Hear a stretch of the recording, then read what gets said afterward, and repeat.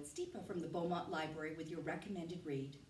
Today I'll be reading an excerpt from The Kitchen House by Kathleen Grissom, with permission by Touchstone. 1810. There was a strong smell of smoke, and new fear fueled me. Now on the familiar path I raced ahead, unmindful of my daughter behind me trying to keep up. My legs were numb, unused to this speed, and my lungs felt as though they were scorched. I forbade myself to think I was too late and focused all my strength on moving toward home.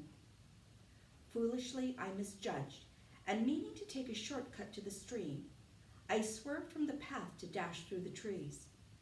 To my horror, I found myself trapped. I pulled to free my long blue skirts from the blackberry brambles that ensnared me.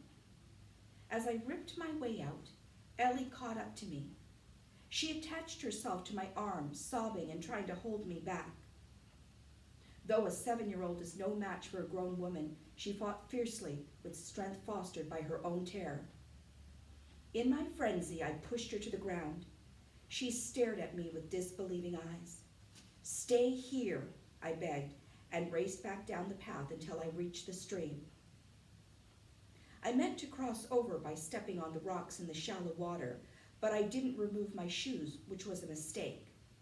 Halfway over, I slipped on the river stones, and with a splash, I fell.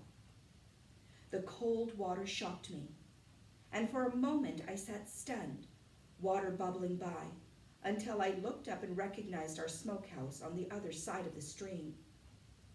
The gray building reminded me that I was close to home.